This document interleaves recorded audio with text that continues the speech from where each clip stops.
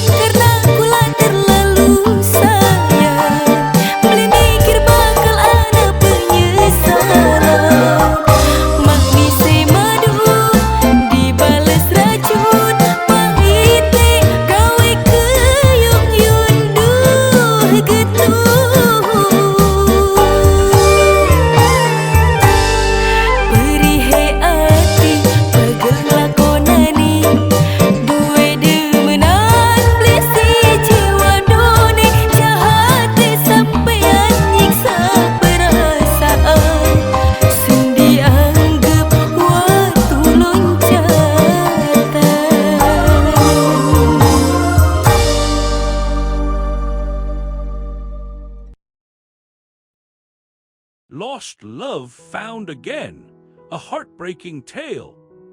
The sun dipped below the horizon, casting a warm glow over the streets of New York City. The city had always been a place of contrasts, but tonight was particularly striking, with the skyline bathed in golden hues and the sky painted with streaks of pink and purple. In this vibrant setting, amidst the hustle and bustle of the bustling city, lived a woman named, whose heart was as dark as the night sky. Was a librarian at a small independent bookstore nestled between towering skyscrapers. Her days were filled with the soft hum of books and the occasional murmur of patrons, yet her nights were a different story. They were filled with the shadows of her past and the echoes of her lost love. Had fallen deeply in love with Jack, a handsome man who frequented the bookstore. They shared a connection that went beyond mere acquaintanceship, and for a while it seemed like they were meant to be together. However, fate had other plans. Jack moved away for work, leaving with a heart full of unspoken promises and unfulfilled dreams. Months turned into years, and Jack remained elusive. Tried to move on, but she couldn't shake the feeling that he was just around the corner, waiting for her to find him. She spent her evenings alone, reading old books and staring out the window, hoping for a glimpse of his silhouette. One chilly evening, as the last rays of sunlight faded, found herself back at the bookstore. It was a quiet night, with only the faint hum of the air conditioner and the occasional footsteps of late-night shoppers. As she walked through the aisles, a familiar figure caught her eye. It was Jack, standing near the window, his back to her. He didn't seem to notice her, lost in the book he held. His heart raced, and she felt a surge of emotions she hadn't experienced in years. She approached him slowly, unsure if this was a dream or reality. When he turned around, their eyes met, and time seemed to stand still. Jack's face softened, and he stepped closer, wrapping his arms around her. He whispered, his voice thick with emotion, "I've missed you so much." His breath hitched as she embraced him, feeling the warmth of his body against hers. For a moment, everything else faded away, and all she could focus on was the joy of being reunited with the person she loved most. They sat on the floor, holding each other tightly, reminiscing about the past and planning for the future. The bookstore was quiet, save for the occasional rustling of pages and the soft murmur of the street outside. The world seemed to pause, allowing them to be alone in their own little universe. As the night wore on, Jack pulled out a small box from his pocket. Inside was a ring, simple yet elegant, with a single diamond that sparkled in the dim light. He slid it onto her finger, whispering, "Will you marry me?" His heart swelled with happiness, tears streaming down her cheeks. She nodded, her voice barely above a whisper. "Yes, Jack, yes." In that moment, the weight of years of longing and regret lifted from her shoulders. They stayed there, surrounded by the books and the memories, until the bookstore closed for the night. As the last patrons left and Jack stood together, their hands entwined, ready to begin a new chapter of their lives. The next morning, as the sun rose over the city, painting the sky in hues of orange and pink, and Jack set off hand in hand, the world seemed brighter, more hopeful than ever before. They knew that despite the challenges they might face, they had each other, and that was enough. As they walked through the streets of New York, the city came alive around them, bustling with life and energy. They laughed and talked, their voices blending with the sounds of the city. Realized that sometimes love isn't found in the places we expect, but in the unexpected moments when we least expect it. And Jack continued their journey, their hearts forever intertwined, ready to face whatever the future held. The city, once a place of contrasts, now became a canvas of hope and possibility, painted with the colors of their renewed love.